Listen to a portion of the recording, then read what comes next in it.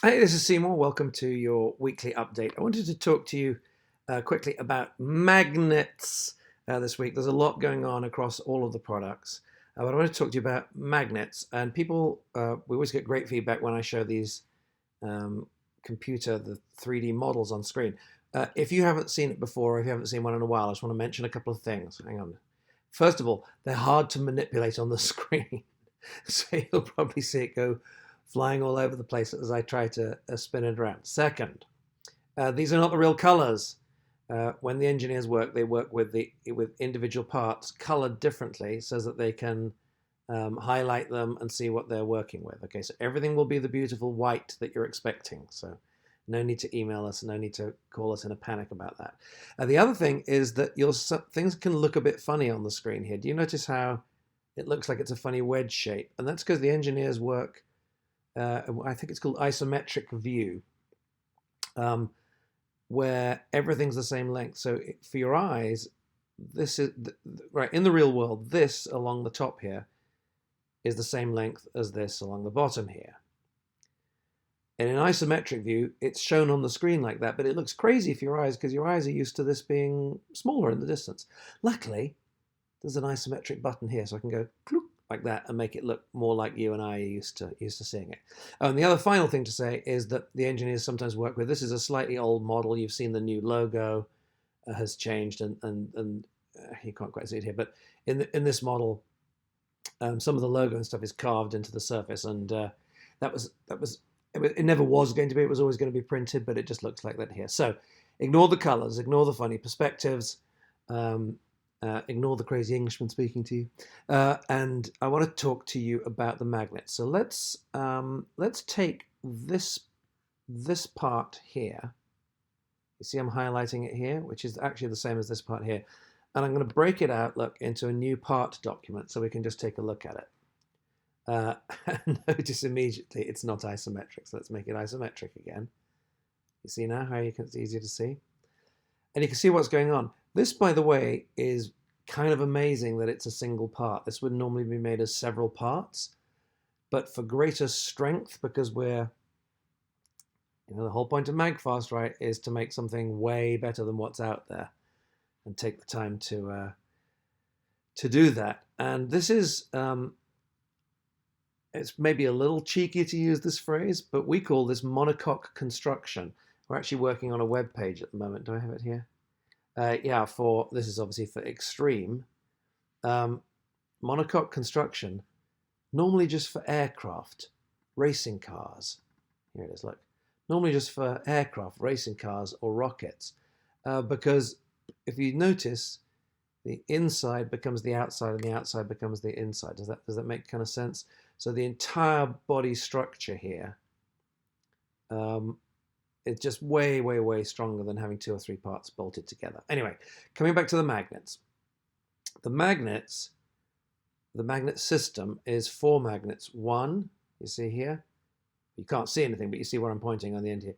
2, 3, and 4. People sometimes expect them to be the same as these connectors, but they're not, because you need great connections and you need great magnets, and so they each have their own space. And if we look inside here, you can see, it's a little difficult to see, but you can see the cavities. 1, 2, I'm doing them in a different order, I apologize. But anyway, 1, 2, 3, 4. Can you see that? It's actually a little easier to,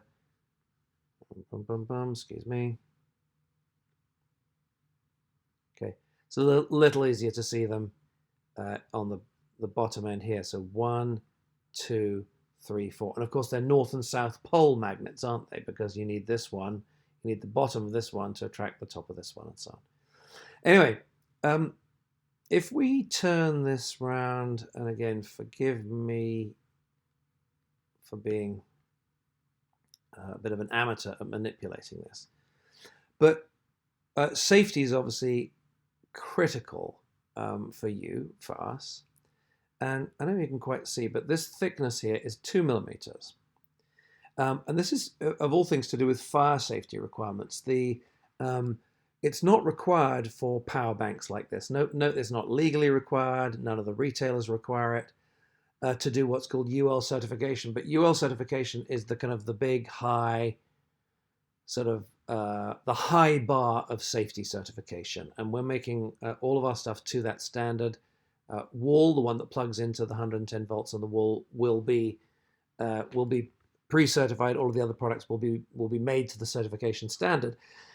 And there's this requirement, which is going to sound a little nuts, that the outside wall be 2 millimeters thick here. Okay, 2 millimeters thick. And what's so strange is that it can have a hole in it, because obviously they have to have holes in from time to time, but it can't be thinner than 2 millimeters. And the engineers have just been struggling, kind of for months. To be honest, they were, for a while, I couldn't get a proper grip on what their problem was. But we finally, because with 2 millimeters, it turns out that that magnets, especially these super high powered magnets, how can I say this really clearly? There's 2 millimeters of thickness here, but then you've got to put the other MAGFAST component on here, and there's another 2 millimeters of thickness. So the long and the short of it is that the magnets were then 4 millimeters apart. Okay, let's turn that back into a language we all understand. So what is 4 millimeters? Well, a centimeter is a bit less than half an inch.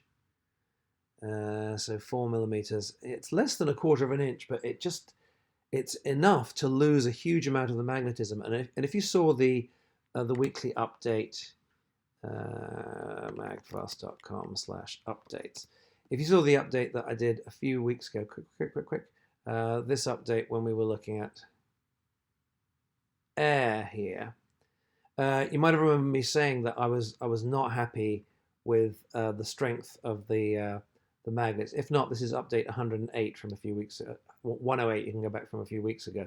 And if you watch the video and you'd heard me saying, I think, you'll see at the time that when we're connecting with the magnets here, and then onto the air model, the MAGFAST air model that I have also somewhere in that video, the magnets weren't strong enough, and the reason turns out to be this distance, even with the very strongest magnets. So we need a solution, and I wanted to just show it to you. This is not finished. This is just some work in progress. The whole point of a crowdfunding, if you do it well, is that you get to be involved and see the ups and downs and highs and the lows, and see some work in progress. So I want to be clear that what I'm about to show you now is strictly work in progress. But here is a new model. It also needs its isometric thing fixed. And I also want to point out, before I show you the thing here, is it won't look like this. What I'm about to show you will be almost invisible. Okay, almost completely invisible. If you have a phone, it probably has some little bands on it that allow the radio waves. The radio waves. That sounds very old-fashioned, doesn't it? But you know, the GSM signal to get in and out, and you never notice them because they're just little bands that are built in. So what I'm about to show you will be like that. But the solution that we've come up with is actually to what we're calling surface the magnets. All right, bring them up to the surface. I want to repeat, it will all be pure white. You'll barely even notice these things. And we're going to take a lot of trouble over styling them if this winds up being the solution that we have. And I thought it'd be fun just to take the cap off. Okay, make it transparent here so you can see what's going on underneath. So here now is the new magnet shape. Instead of just being this, hang on, let me remove that altogether. Hide it, does that do it? Yeah, there we go. Yeah, so now I can highlight this. So the old magnet shape, move it down, make it bigger. I can't tell you how hard this is to manipulate, by the way. I'm doing it with my trackpad, and it's really hard. So the magnet used to just be this block here, and now we're going to custom make them, bringing it up the extra 2 millimeters to the surface. And what's good about this is that so we'll no longer lose the distance, and we'll probably be able to reduce the strength of the magnet overall, because now that they're touching each other, I forget the exact statistic, but it's something like 1 millimeter you lose you get 1/4 of the strength, and at 2 millimeters you get 1/8 of the strength or something. It makes a massive, massive difference to the strength of the magnets, just how much of the gap is. So there you go. That's the ongoing work with the magnets. I thought you might find that interesting.